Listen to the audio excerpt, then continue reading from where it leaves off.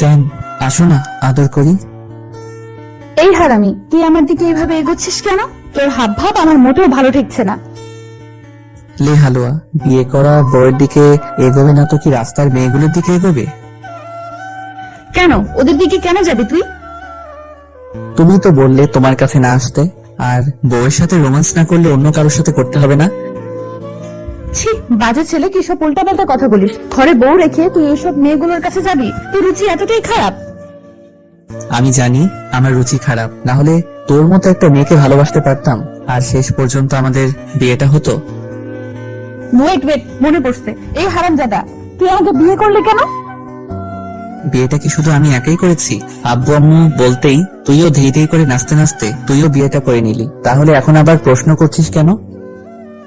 আমি কি করব? ফুফি আর ফুফা আমাকে নিজের মেয়ের মতো ভাবে। ওরা গিয়ে বিয়ের কথা বলতে আমি আর বারণ করতে পারিনি, তাই হ্যাঁ বলে দিয়েছিলাম। কিন্তু জানতাম তোর সাথে বিয়ে করলে আমার লাইফটা পুরো হেল হয়ে যাবে, কারণ তুই যে ডেঞ্জারাস একটা পাবলিক, কখন কি করি তার ঠিক নেই।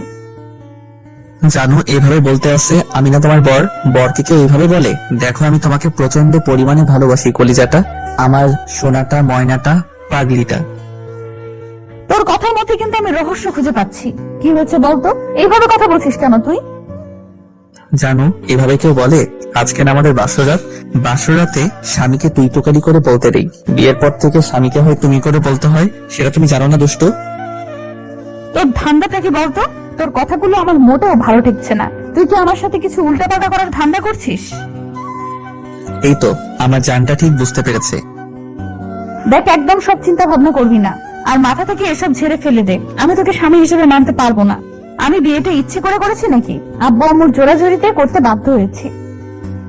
এই না একটু আগে বললে আমার আব্বু আম্মুর কথা তুমি ফেলতে পারো না, তারা তোমাকে মেয়ের মতো দেখে, সেজন্য বিয়েটা করে নিয়েছো, আর এখন বলছো মানবে না? তাহলে বিয়েটা করলে কেন? আমি কি বলেছিলাম আমাকে বিয়ে করো? দেখ, তুই যদি নাও বলিস, আমি তো ফুফি আর ফুপার কথাটা ফেলতে পারি না। তার উপর আব্বু আম্মু বললো তোকে বিয়ে করলে আমি অনেক হ্যাপি থাকবো, তাই বিয়েটা করে নিয়েছি। তোমার কি মনে হয় তুমি আমার সাথে হ্যাপি থাকতে পারবে না, তাই তো? তাহলে সেটা বিয়ের আগে বলে দিলেই পারতে। আমি তো জোর করিনি বিয়েটা করতে, না কোনো নাটক করেছি। হয়তো করিসনি, কিন্তু বাসায় এসব বলে আমাকে বিয়েটা করে নিতে বাধ্য করেছিস। দেখো, যদি সেটাই ভেবে থাকো তাহলে অনেক বড় ভুল করেছো। আমি কখনোই বাসায় বলিনি তোমাকে বিয়ে করব, তোকে ছাড়া বাঁচতে পারবো না। আব্বু আম্মু কি মনে করে যে হঠাৎ করে তোমার সাথে আমার বিয়েটা ঠিক করে দিয়েছে? জানি না। তুই মিথ্যা বলছিস। আমি কালকে ফুপি আর ফুপার কাছ থেকে সবটা জেনে নিব, তারপর যদি সত্যি হয় বিষয়টা, তোকে আরং ধোলাই করব। হারামি, দেখে নিস, তোর জন্যই আমাকে এই বয়সে বিয়েটা করতে হয়েছে। হোয়াট দা কথা? এই বয়স মানে তোমার কি বিয়ের বয়সটা হয়নি? তোর কি মনে হয় এই তো কয়েকটা মাত্র বছর বয়স আমার এখনো? এখনো কি কচি, তাই তো? কি সব বাজে ভাষা! এসব ভাষা তোকে কে শেখায়? হ্যাঁ, এগুলো শেখানোর মানুষ তো ফুপি ফুপা হতে পারে না, তাহলে এসব বাজে কথা কোথা থেকে শিখলি? জানটা শোনো, কথা ঘোরানোর চেষ্টা করো না, এসব নাটক বাদ দাও, আর আমার কাছে আমরা বাসর করি। না, একদম না। আমি তোর কাছে আসবই না। আর বাসর, সেটা তো ইম্পসিবল। তোর সাথে 1 মিনিট যেখানে থাকা সম্ভব না, সেখানে বাসর করা? বরের সাথে করবে না তো কার সাথে করবে? বাসার দারোয়ানের সাথে করবে, ডেকে দিবে ওকে। ফাজিল একটা! এসব কি বলিস? তোর চিন্তাধারা তো বাজে কেন বলতো? তাহলে কি বলবে? তুমি যেভাবে উল্টাপাল্টা বলছো তাতে বাংলা ছবি ডায়লগ গুলোকেও হার মানাবে। আমি কিন্তু এখন অব্দি বাংলা সিনেমার একটা ডায়লগও দেইনি, তাহলে তুই বুঝতে পারলে কি করে? সব ডায়লগ মুখে দিয়ে দিতে হয় না। তুমি তো বলেই দিয়েছো তুমি আমাকে স্বামী হিসেবে মানতে পারবে না, তাহলে বিয়েটা করলে কেন? কারণ তুই আমাকে ভালোবাসিস, ওই জন্যই। আর আমি চাই না আমার জন্য কেউ কষ্ট পাক। আমাকে ভালোবেসে কেউ সারা জীবন কষ্ট পেয়ে যাক, আর আমি সেটা জানার পর কি হ্যাপি থাকতে পারবো তোর মনে হয়? সিনথিয়ার কথাতে শুভ অসহায় ভাবে ওর দিকে কিছুক্ষণ তাকিয়ে থেকে মাথাটা নিচু করে নিল। সিনথিয়া বুঝতে পারলো শুভর দুর্বল পয়েন্ট হিট করে ফেলেছে, তাই ও কোনো কথা বলতে পারছে না। আর সিনথিয়া খুব ভালোভাবেই জানে শুভ ছোটবেলা থেকে ওকে পছন্দ করে, আর এখন এত বেশি ভালোবাসে যে ওকে ছাড়া একটা মুহূর্তও থাকতে পারে না। সিনথিয়া জানে শুভ সব সময় ওকে চোখে চোখে রাখে। ও কোথায় কি করে, কোথায় যায়, কার সাথে মেশে, সবটাই ওর খেয়াল রাখে। এমনকি যখন রাতে সিনথিয়াকে দেখতে ইচ্ছে করে তখন শুভ লুকিয়ে গিয়ে সিনথিয়াকে রাতে দেখে আসে। সবটাই সিনথিয়ার জানা, তারপর সেটা প্রকাশ করে না। শুভ কথা বলছে না দেখে এবার সিনথিয়া এগিয়ে আসলো, তারপর ওর মুখের দুই পাশে হাত দিয়ে বলতে লাগলো, সব সময় আমাকে চোখে চোখে রাখা, আমি কোথায় যাই, কি করি, কার সাথে মিশি, সকালে খেয়েছি কিনা, দুপুরে খেয়েছি কিনা, সময় মতো ঘুম থেকে উঠেছি কিনা, কোনো ছেলে আমার দিকে তাকায়, আর রাতে ইচ্ছে হলে বাসায় অব্দি গিয়ে লুকিয়ে চুপি সারে আমাকে দেখে আসে। সেটা কি হতে পারে আমি জানি না মনে করেছিস? আমি খুব ভালোভাবেই জানি কেন করিস এসব। কে বললো তোকে আমি এসব করি? একদম উল্টাপাল্টা কথা বলবি না। না না, আমি উল্টো পাল্টা বলছি না, তুই আমার থেকে কিছু লুকানোর চেষ্টা করছিস। দেখে এইসব আর লুকিয়ে কোনো লাভ নেই। তুই যে আমাকে অনেক বেশি ভালোবাসিস সেটা আমি জানি, আর লুকানোর কি আছে? তুই তো আমাকে ভালোবাসিস, আর এখন আমি তোর বউ, আর বউয়ের থেকে কেনই বা লুকাবি?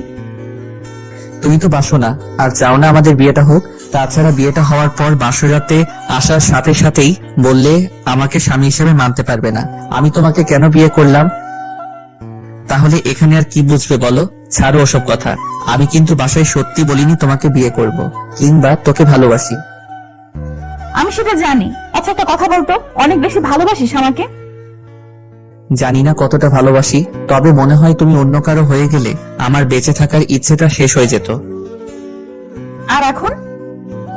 এখন লাইফে আর কিছু পাবার নেই। যেটা সবসময় চেয়ে এসেছি সেটাই পেয়ে গেছি, তাই আমার আর কিছুই চাওয়ার নেই। কিন্তু আমি তো তোকে ভালোবাসি না, আর কখনো বাসতে পারবো কিনা সেটাও জানি না। জানি তুমি আমাকে ভালোবাসো না, এখনো শুধু ওই পোপাতো ভাই ভাবো। আমি এজন্য আব্বু আম্মুকে বলতে চেয়েছিলাম তুমি আমাকে কখনো ভালোই বাসোনি, আর হয়তোবা অন্য কোনো ছেলেকে পছন্দ করো। তোকে ভালোবাসি না তার মানে এই না যে আমি অন্য কোনো ছেলেকে পছন্দ করি, কিংবা কারোর সাথে আমার রিলেশন আছে। এসব চিন্তাধারা একটু বাদ দে। শোন, সেটা থাকলে তুই সবার আগে জানতে পারতি কোন ছেলে আমার দিকে ফিরে তাকায় আর কোন ছেলে আমাকে পছন্দ করে। সেটা তুই আমার থেকে খুব ভালো করেই জানিস, কারণ আমার প্রতি তুই যতটা নজর রাখিস আমার আব্বু আম্মু ততটা রাখে না। তাহলে এসব কথা কেন বলছিস? মানুষকে ঘরে বেঁধে রাখা গেলেও তার মনটাকে বেঁধে রাখা যায় না।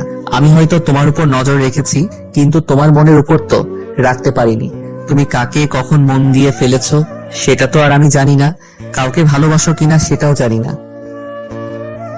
হয়তো চোখের সামনে দেখে বুঝতে পেরেছি যে তুই কারোর সাথে কথা বলো না, কিন্তু লুকিয়ে লুকিয়ে কার সাথে প্রেম করো না। কথা বলো সেটা আমি কি করে? আরে বাবা, বললাম তো আমি কাউকে ভালোবাসি না, সেটা তুই করতে দিতি নাকি? কোনো ছেলেকে তো আমার আশেপাশেই আসতে দিতি না। কলেজের কয়েকটা ছেলের কথা মনে নেই যে আমাকে প্রপোজ করেছিল, আর তুই তার হাড় গোড় ভেঙে হসপিটালে ভর্তি করিয়ে দিয়েছিলি। ও তোমাকে প্রপোজ করবে কেন? ওর সাহস কি করে হয় তোমাকে প্রপোজ করার? ওই জন্যই পরবর্তীতে আর কারো সাহস হয়নি আমাকে প্রপোজ করার। আচ্ছা একটা কথা বলতো, পৃথিবীতে এত মেয়ে থাকতে তুই আমার মধ্যে কি এমন দেখলি যার জন্য আমাকে ভালোবাসলি? আর আমি কি এত বেশি সুন্দর যার জন্য তোর আমাকেই পছন্দ হলো? জানি না, ভালোবাসতে গেলে শুধু চেহারায় দেখলে হয় না, মনের মিল থাকতে হয়। আমি শুধু তোমার চেহারাটাকে নয়, পুরো তোমাকেই ভালোবেসেছি। তোমার মন প্রাণ সবটাকে ভালোবেসেছি। কিন্তু তুই বুঝলি কি করে যে আমি একটা ভালো মেয়ে, আমার মনটা অনেক সুন্দর? সেই ছোটবেলা থেকে তোমাকে দেখে আসছি। আমি যদি তোমাকে চিনতে না পারি তাহলে আর কে চিনবে বলো?